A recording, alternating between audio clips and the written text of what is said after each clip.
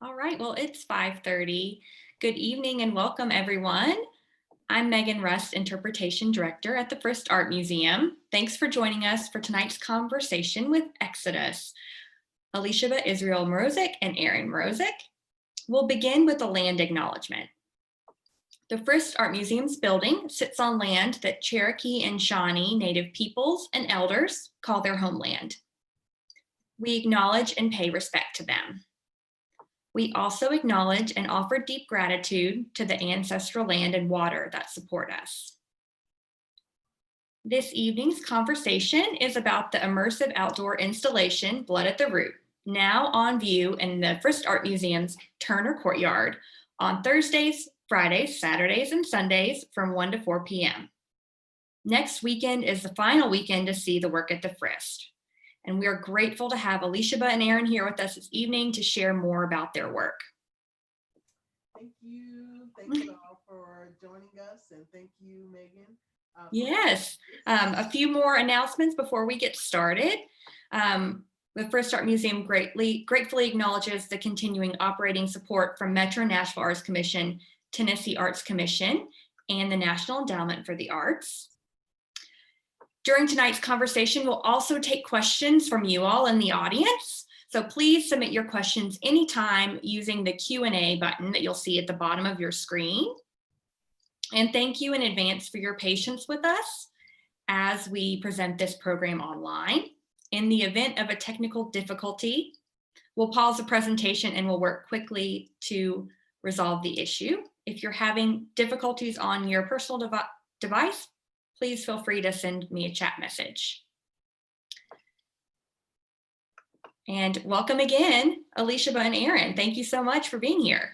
Absolutely. Thank you for having us. Tell us about Blood at the Root. What inspired the installation?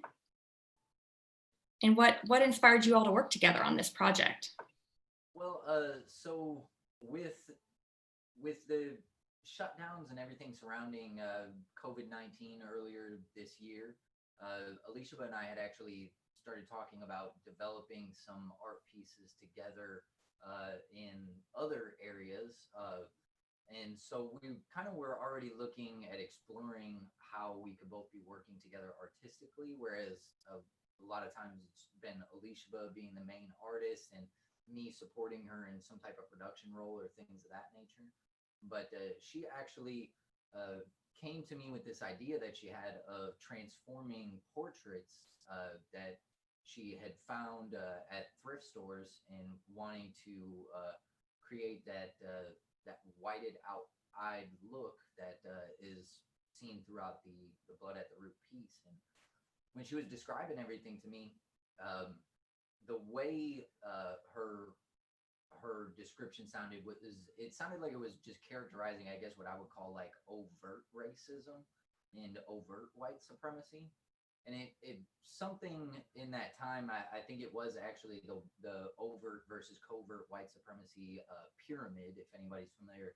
I think I was thinking about that, and I was like, I understand what you're saying and everything, but I feel like a lot of us live outside of these polarized spheres of influence and really are operating somewhere in this big gray area and of where small forms of white supremacy and racism are being transmitted and relayed in just everyday ordinary life. And from that, we just kind of kept on talking about just this idea of how white supremacy is shared. And I had mentioned the idea of like, wouldn't it be, or I was explaining to her that it would really be like beneficial if there was some way she could sit and overhear people talking where they're just comfortable in being themselves and not having to think about speaking in front of or to a Black person. And I was like, you might be able to understand what I'm saying a little bit better. And then we were like, I was like, well, we could feasibly just create that whole atmosphere and you could see what I'm talking about. And so that basically spawned the idea for Blood at the Root in terms of being an immersive installation. Absolutely. I saw someone asked about the volume, so I'm just going to make sure ours is turned all the way up here. I hope that's better. Sorry. And like you were saying, back when I first had the idea to start working on what eventually became Blood at the Root, I really wanted to take these historically overt images of racism and of families to try to visually represent the white gaze or the hate that I kind of feel that some people just get when they see me or when they see people of color. And the events in May of the deaths of Breonna Taylor and George Floyd, and just the continuation of these images and videos just kind of being, pulled to the forefront, and like they really, garnered an emotional response from myself, which led me to want to even try to create this piece.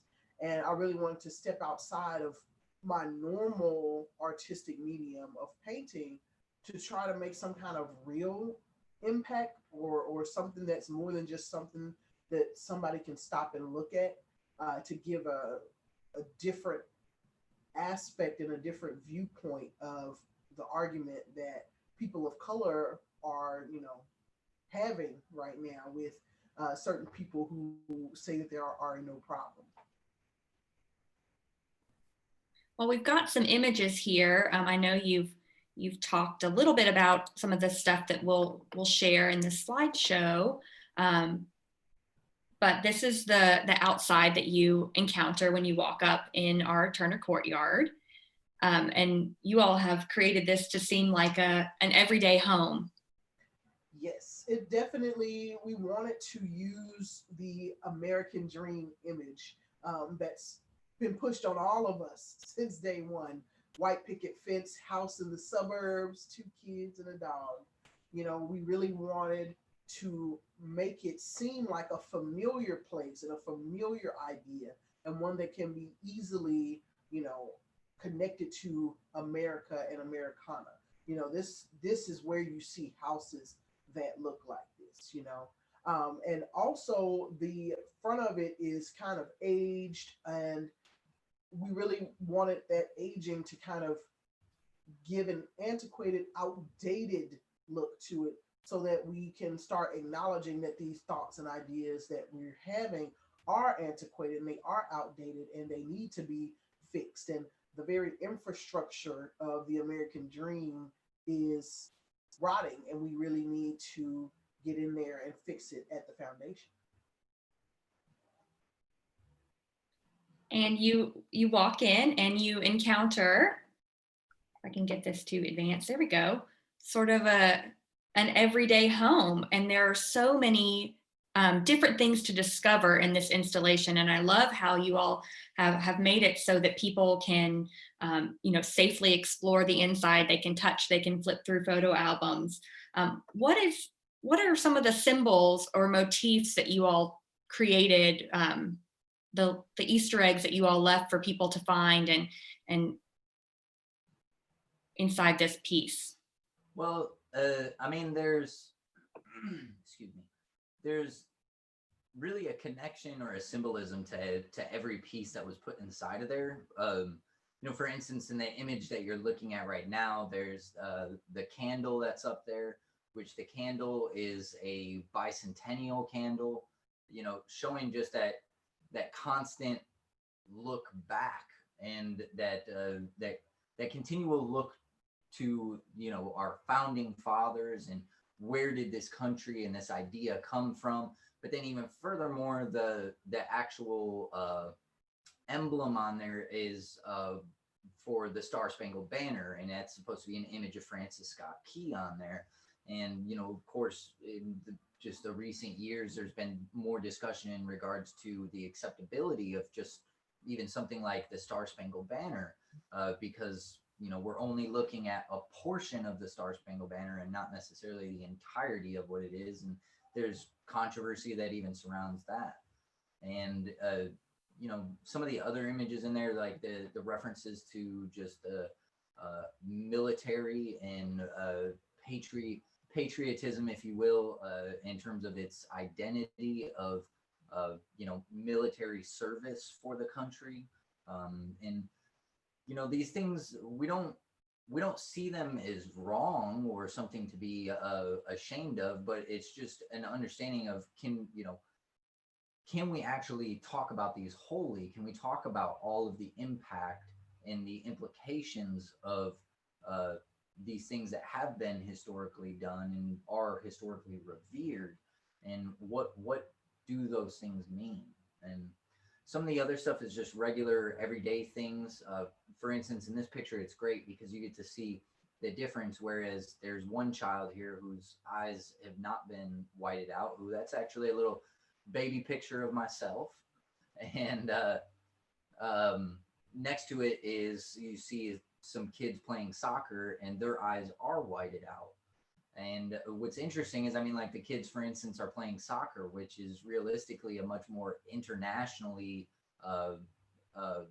Diverse. It's an international sport where it only really has just started coming to popularity in America. But you see how when they're all communicating and being a part of a group together, that they're sharing a similar common outlook and belief on things. But then even down to the picture frame, of course they're winners, and then the winner is the quintessential, blonde hair, blue eyed kid kicking the ball. And yeah. There are so many other parts and pieces too in the pictures that you showed more closer to the beginning. If you'll go back a couple slides, where it says being a normal person is exhausting. One more. Yes, right here. That woman with the purse saying that being a normal person is exhausting. When you look at that in the context of just a normal home decor item that you can purchase today from any location, and when you see that as a person of color who's experienced, the many various forms of discrimination here in this country, and how exhausting it is to just exist in this nation doing normal everyday things, that really like hits home. And pieces like this really harken back to the fact that a lot of people don't see the problems and the issues in the nation, and they accept they do because they say that it happens to them. So if being a normal white woman is exhausting, imagine being a normal Black woman is exhausting, or a Hispanic person, who lives here right now being exhausting, or Asian person after the pandemic happened, like they received an extra dose of discrimination for something they had nothing to do with. And little things like the party like it's 1776, these are objects that we purchased from regular home decor stores for today. And I mean, partying like it's 1776 sounds so funny and cute and cool, but that was a war in 1776. That was a protest. That was a fight against oppression of a government that they felt was not in their best interest. And so partying like it's 1776 looks a lot more like protests in the streets and with people fighting for their rights than a party in the sense that we like to think of. So, and he has also had a great point about how in 1776 and during that time period, they would dress up like Native Americans to do damage to stuff like at the Boston Tea Party. And so that way, instead of it being blamed on, white people at the first glance, it would be the savages or the natives who are destroying goods. Yeah, and even just tying in, trying to create a form of continuity that they are, the colonial experience is that of the Native American experience. Yet I feel like that should be an obvious in terms of the weird juxtaposition that was in. So, but to just even the simple stuff of just, home. It's a story of who we are. It's a collection of things we love. And that really sums up Blood at the Root in the sense that in our homes, we do create a story of who we are. But what story is it that we're creating? And, what threads and fabrics and ideologies are creating this narrative of who we are. And is it really who we are, or is it who we think we want to be? Also, the thing about home and the word home and how people, always kind of come back to this sense of home.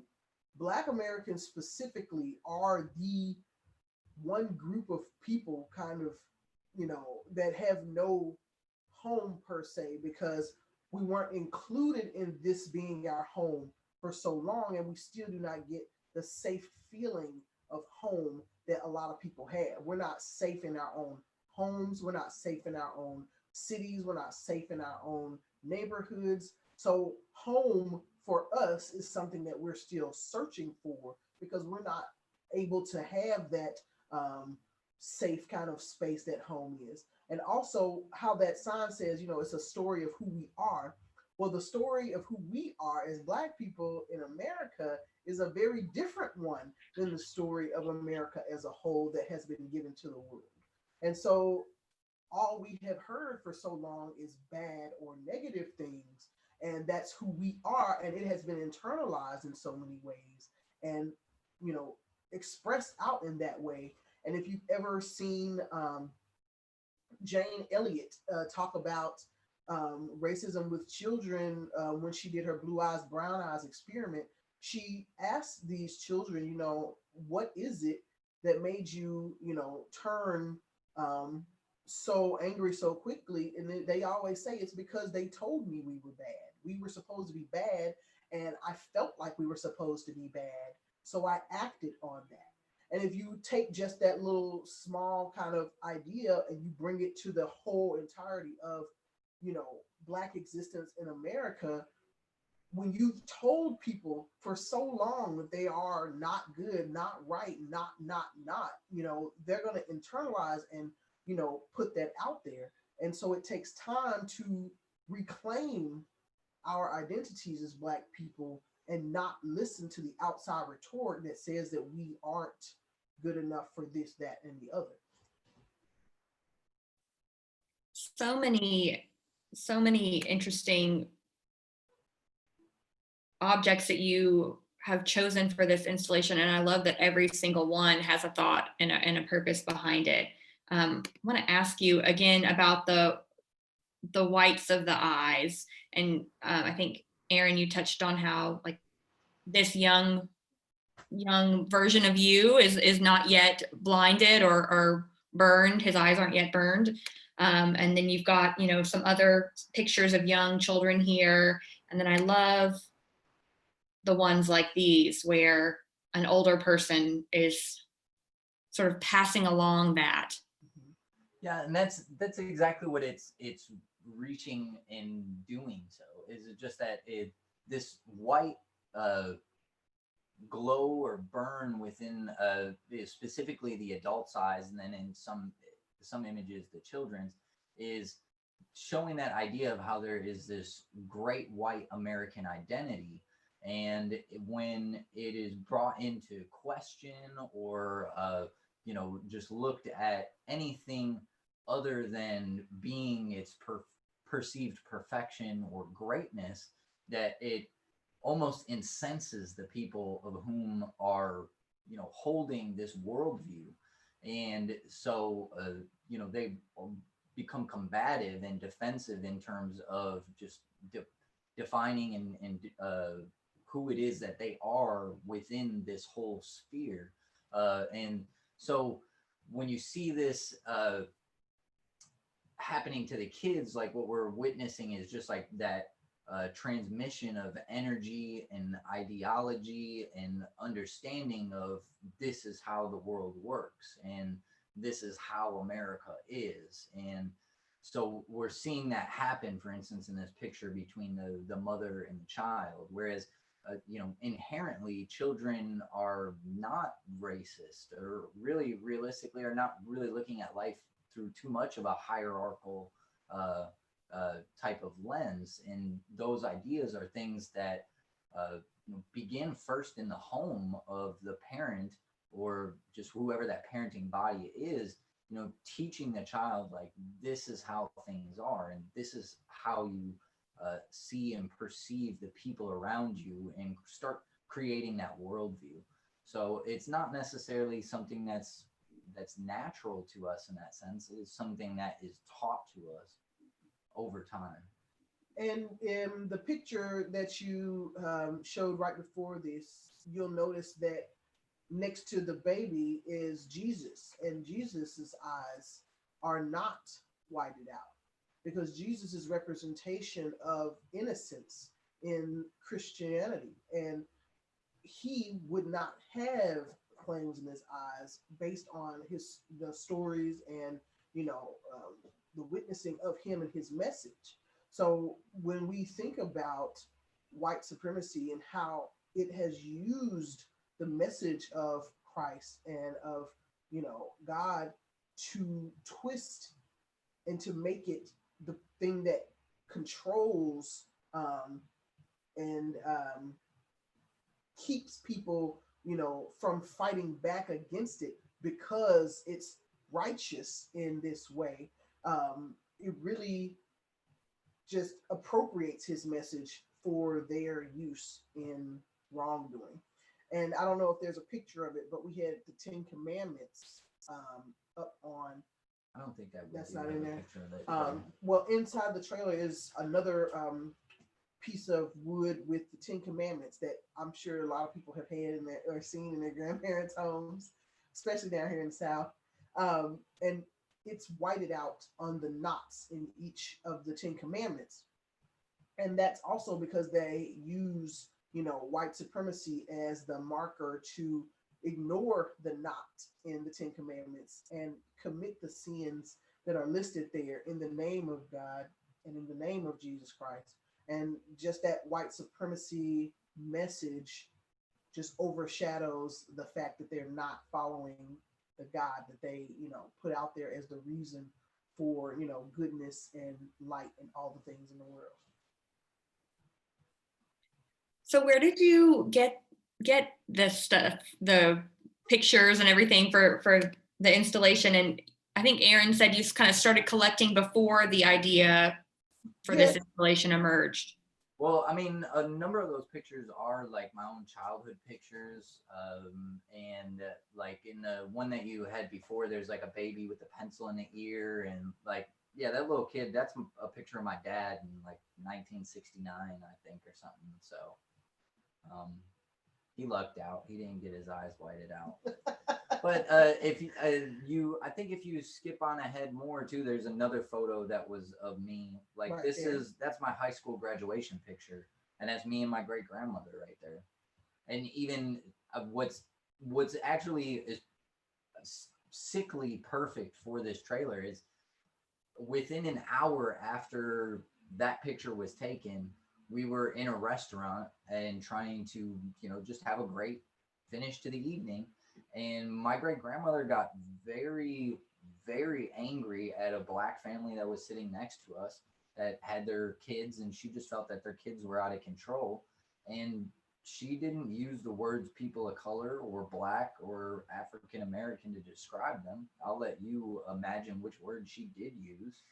And, I mean, it's like literally that I almost want to say that time was the last time I spent with my great grandmother. So it really hits hard in the sense of just thinking that like these idiotic things that we allow to be a part of our lives have such lasting impacts that it's like, man, the last time I can recall being with my great grandmother was my grandmother being racist towards some family member. And now it's not like she was an overt racist all the times of her life or anything, but still the one instance that it decided to pop up and become a part of the conversation was the last time I got to even talk to her. Now, also though, and more importantly, is the fact that it's not that I don't love my grandmother or, am sickened by the history and time that I've spent with her, or what she's had to go through and live through.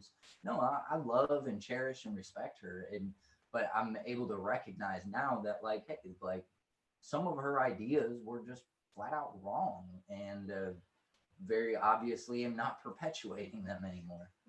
But in Elisheba mentioned too that like some of the pieces we bought from stores that sell this stuff now. So some of the pieces are contemporary. A lot of stuff was found at various thrift stores and flea markets throughout Kentucky and Tennessee. And it's really in an effort to tie it back to nostalgia and of days gone by, but bringing it into the contemporary nature of today to where you can literally still go out and have these things on full commercial display for our own consumption.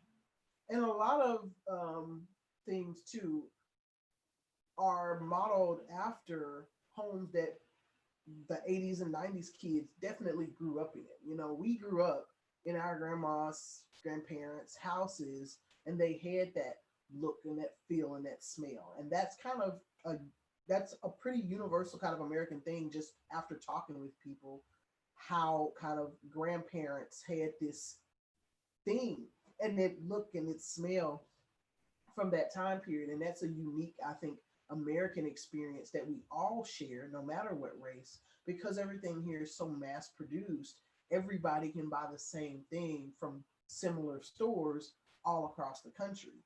And so the familiarity of a lot of these parts and pieces is just, you know, it's astounding. I mean, we've had people come from, you know, well out of town, and they were like, oh yeah, my grandmother had this and this and Definitely. I just want to remind everyone in the audience, feel free to ask questions to Elisheba and Aaron. You can submit them in the Q&A. So if you have any questions about the installation or questions for either of the artists here with us this evening, please feel free to submit those in the Q&A. So there is a soundtrack, if you will, to the installation. When you walk in, you hear conversations, and I've got one here that I'll play for everyone. If you haven't seen the installation at the Frist yet, or at One Drop Ink, I'll play one, and then want to ask you all about that. See, Elisheba, you've got your finger up there. I was just gonna say, when you play it, could you go through the photos of the inside? Because I don't think that'll work, but I will. That would have been a good idea, but we'll play this, and then maybe we can show a few pictures afterwards.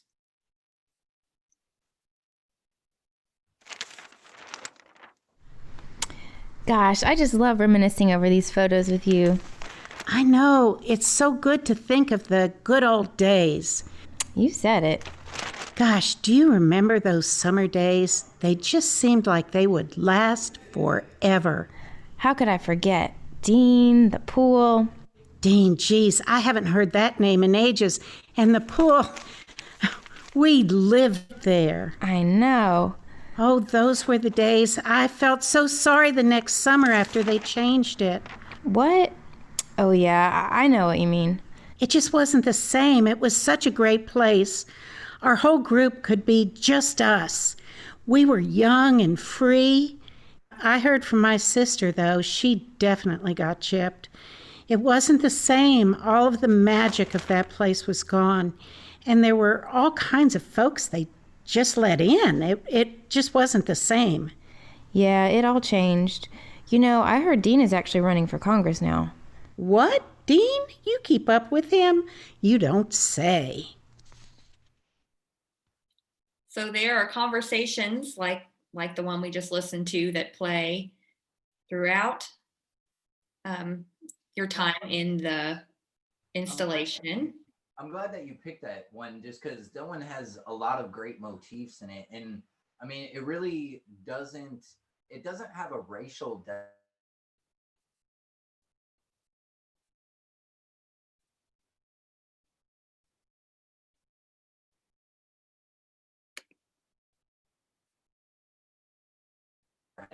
when you say that something. You all froze there for a moment. Can you repeat what you just said? okay, hold on. Using our internet started tripping here. You were just talking about the different motifs that were in that particular conversation. Yeah, but the only racial designator is when she says that, like, my sister got gypped.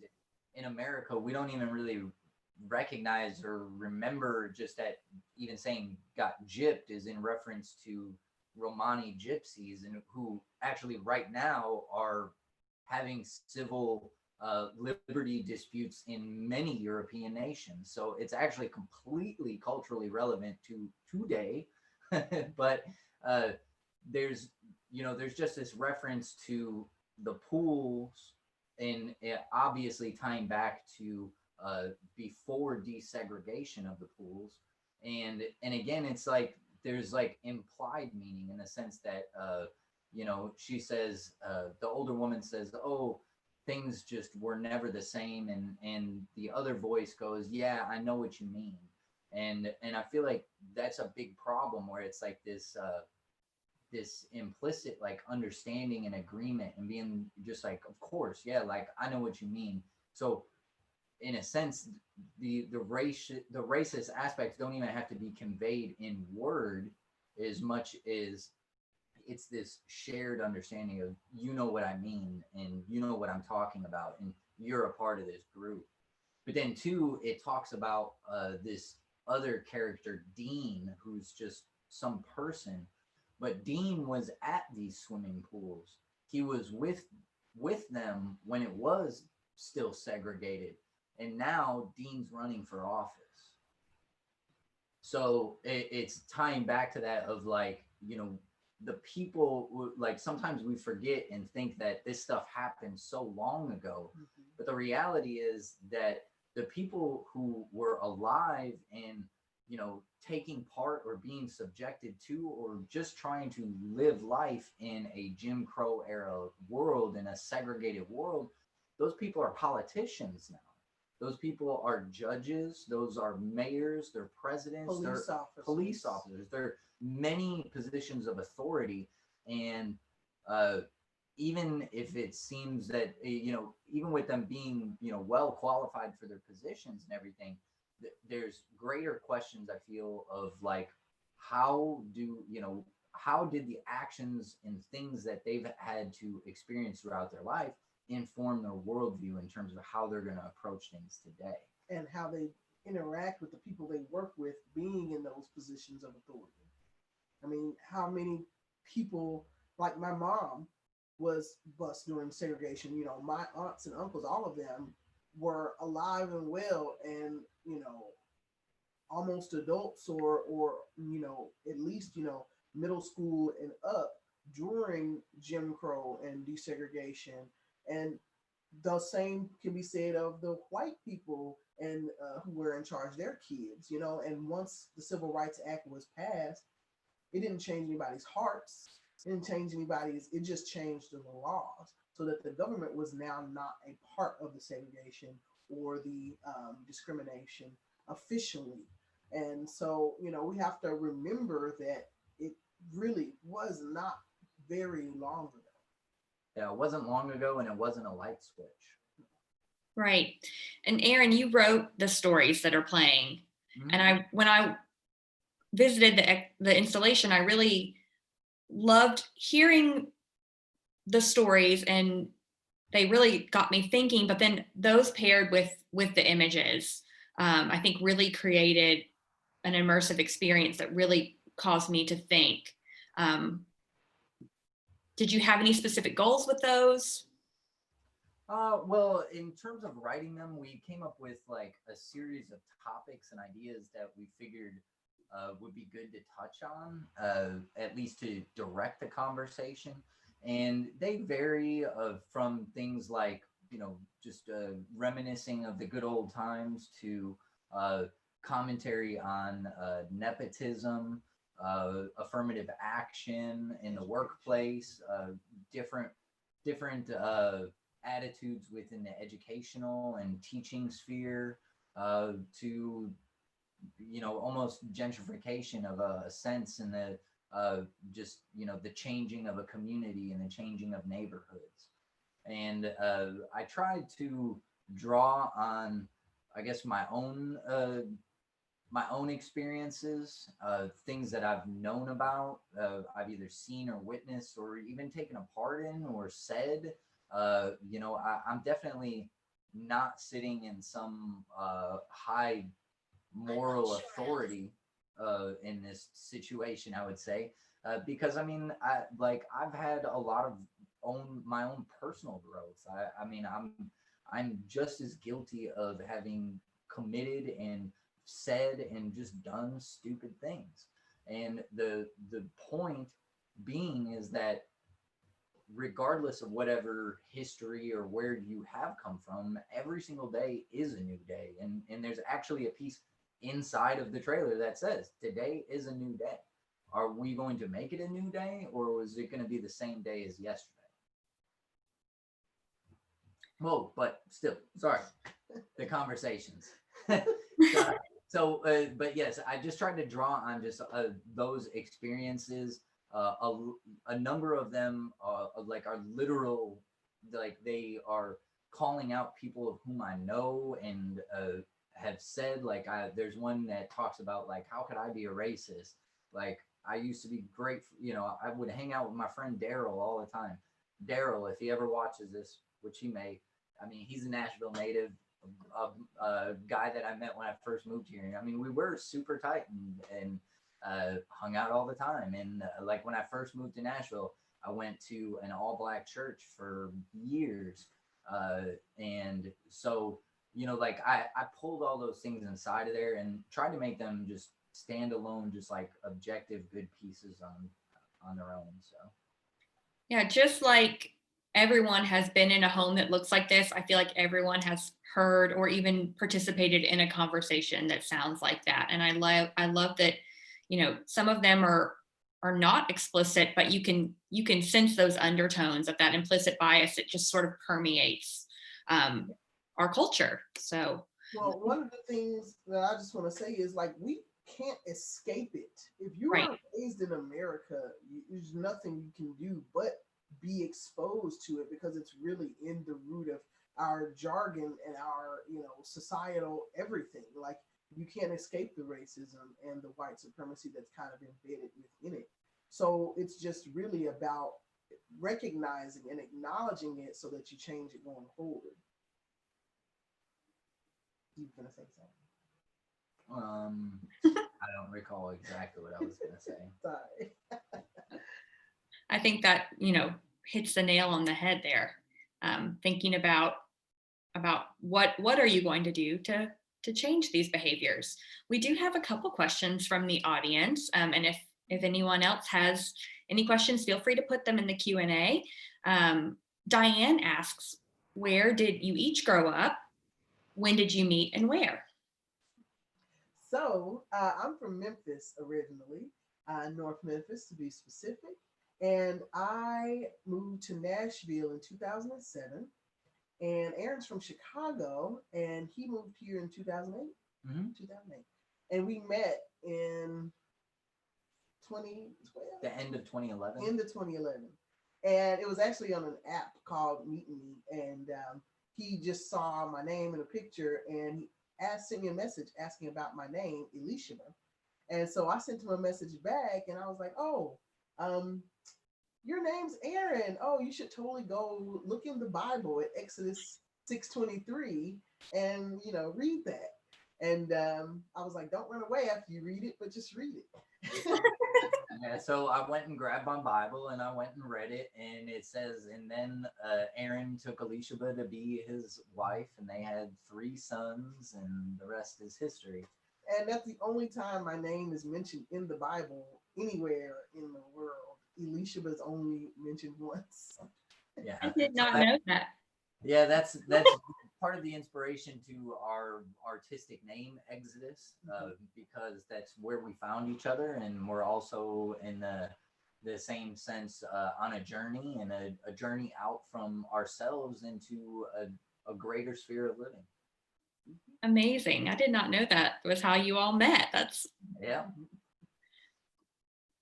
Marie asks, have either of you received backlash because of the exhibit, your marriage, etc., from family, friends, and how do you deal with this? How do you approach these situations?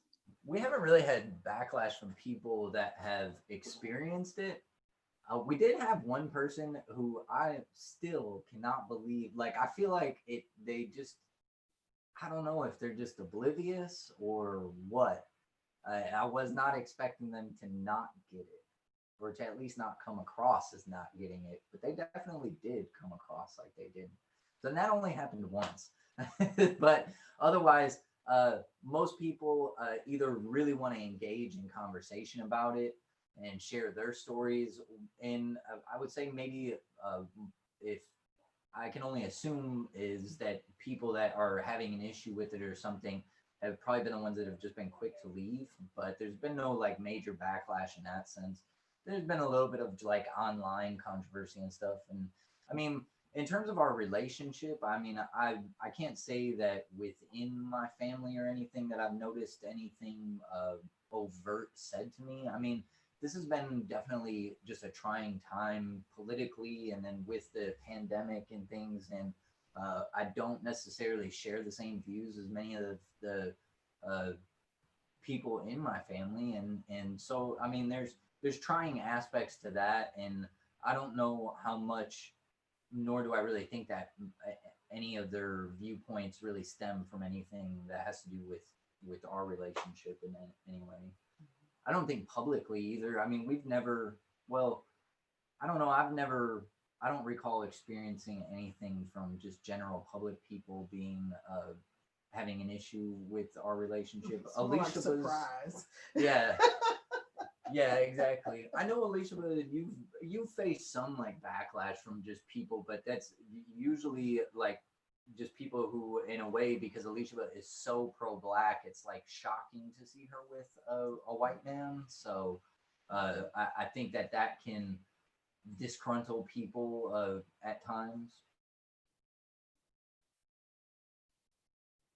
So you touched on, And white supremacy people are just so anti everything else that when people say pro-black, they think that means that they hate white. And my, viewpoint and aspect of pro-blackness is the upliftment and support of Black people and Black community, especially artists, because I am an artist, and I feel like we are very underrepresented overall. And I don't hate anybody else because I want to uplift my people and help our, us along in our journey is to growing beyond what America has put out as our path. And so I feel like that is really what, kind of confuses people when they see how I talk, how I act, and how I vouch for and try to uphold and support Black people, Black artists, and the Black community. Yeah, pro-Black does not mean anti-white. However, a lot of anti-Black stuff is definitely pro-white. absolutely. So you touched a little bit on how you've had a few reactions that were not, as accepting and, spurring the conversation. You all have been amazing. You've been there every single day. We've been open. You've been chatting with the visitors before the exhibition. They experience it, setting it up, and then also afterwards. Some people staying for a really long time. Are there any sort of notable conversations that you all would like to share with the audience? Oh yeah, we've had some awesome conversations with people from all over the world, even, and not just Americans, and people from so many different cultures.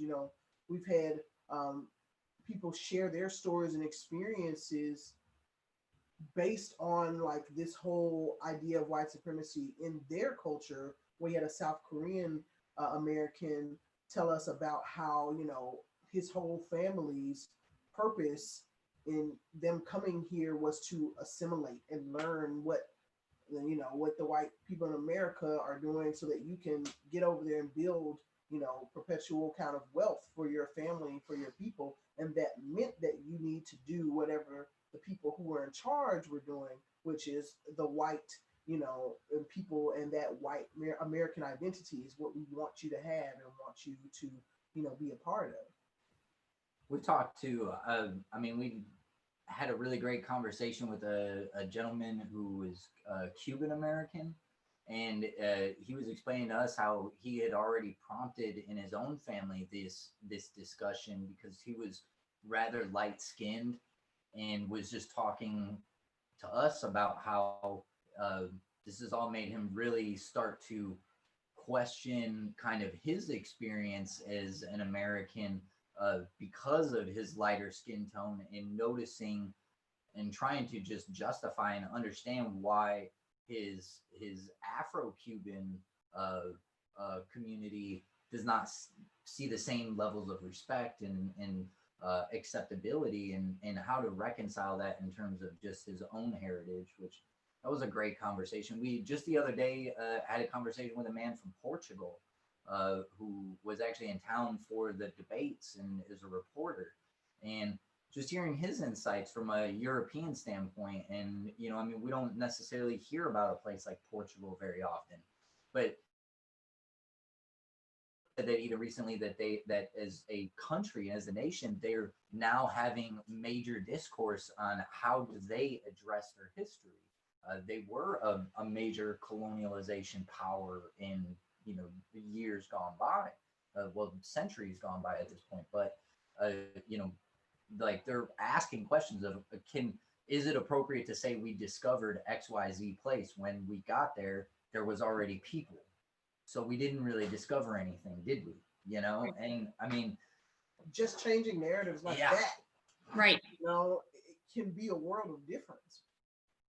And also, one of my favorite conversations, or some of my favorite conversations, have been from older Black people who have come yeah, to see the exhibit, and just hearing their insights and input from people who literally lived, you know, during Jim Crow. We had some 80-year-olds, 70-year-olds, you know, Black people who came and saw the exhibit, and who were very supportive of the idea of being able to get people in a private space so that they can, you know, make, you know, assertions for themselves based on the conversations, and try to get a viewpoint that was different from the one that they normally, you know, would get. And so for people who have lived through it, you know, it's very, you know, lived through like the outright legal discrimination system of America, it's very important that their feedback and their thoughts are, you know, brought into this, because they have fought for so long throughout their life to see an end to this. And, you know, it's my job as a younger person to continue that, as well as teach my kids to continue that until it's gone. So you mentioned earlier your painting practice. Elisheba was included in our exhibition Murals of North Nashville Now last year with an amazing mural Unmask 'Em.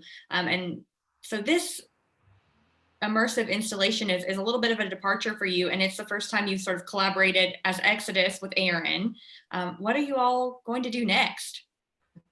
We have a lot of ideas, and we, you know, based on the feedback we've gotten so far, we feel like a private kind of experience like this is the installation form is very effective in really getting people to think and, you know, immerse themselves in something different. And we really want to keep exploring how we can start to get people to change themselves to be better people, and also to explain and explore, you know, racism and systematic racism, especially because that is really the biggest problem that we have, in my opinion. As far as changing America, you have to change the systems, because you can't just try to fix a system. You got to really get in there at the foundation and reorganize how it works completely when it's rooted in racism. You know, you can't just slap a band-aid on it. So we have some ideas for some more really immersive experiences that we hope we can, you know, bring together, and also to travel with this particular one and do a version of a Black family, to show, you know, the juxtaposition of, you know, those same kind of conversations in a different way, from a different viewpoint. You know, right now, you know, that viewpoint is from the top of the American hierarchy, whereabouts, you know, as from the people on the bottom of that hierarchy and everywhere in between. We would love to collaborate with some artists of other, you know, races and ethnicities that are Americans and how they grew up in their family homes to see the same, you know, kind of things, and how much that kind of white gaze and American identity has affected all of us and how we think and how we interact in this society. Amazing. That's very exciting. So we're almost at our hour. To finish our conversation, wrap things up, if you could hope for one thing that people could take away from this installation, what would that be? I just hope people can really stop and go home and think, you know, about their past interactions and past conversations and things that they've had where they heard things like that, and just start to recognize what they were, you know, outside of the context of that period. So the next time they go and they have an interaction with somebody of color, or they, you know, see something on the news, or, you know, have a gut reaction to something that they think is a personal attack on their identity as a white American, that they'll stop and just think for a minute, is that really coming from a place of facts and, you know, individual interactions at that particular moment with that particular person? Or is it coming from these ideas and thoughts that, you know, you were given based on the people around you and their thoughts and ideas? So we really just want people to think for themselves in those cases, and not just think, well, this is what I was told. Give that individual, you know, the chance to be who they are, you know, and interact with them as you would, instead of generalizing them based on these outdated thoughts and ideas. Yeah, I would agree. I would maybe try and sum it up simpler in just saying that the one of the greatest places of protest is within our own minds. And you know, we don't necessarily have the ability to change people, despite whatever and however we may try to implement that change, but we do have control over our own minds. And if we can take note, be objective of ourselves, be vulnerable with ourselves, we can learn from these experiences, and we can create new narratives for how we want our future to look. And that action alone will have ripple effect in terms of our community, our homes, and our children. One other thing I'll just say is, we are also, back to kind of what we're going to be working on, we're also going to be doing paintings and 2D art as well as the installations. And our website will have upcoming shows and things like that on there. So that's what's on. Amazing, beautifully said. Thank you both so much for sharing with us this evening about Blood at the Root. And thank you all for attending the program this evening. We invite you to see Blood at the Root at the Frist Art Museum. Although I'm sure it's not the last we'll see of this installation, we'd love for you to come out Thursday, Friday, Saturday, or Sunday. If you haven't seen it already, from 1 to 4 p.m. in the Frist Art Museum's Turner Courtyard, it's free to see. And it's the last weekend to see it at the Frist Art Museum. We'd also love to see you online at our next virtual program. You can find out more about our upcoming programs by visiting fristartmuseum.org, by following us on social media, or by signing up for our weekly newsletter. As you leave Zoom tonight, you'll be invited to take a brief survey. Your feedback is important to us and will help us improve future programs. And finally, we're so thankful for your support of the Frist Art Museum. Financial gifts during this time allow us to bring you great programming like today's conversation. Support of any amount is greatly appreciated. Please consider making a donation at fristartmuseum.org. Thank you again, Elisheba and Aaron. Thank you all for joining us, and I hope you have a great evening. Happy Sunday. Bye. Bye.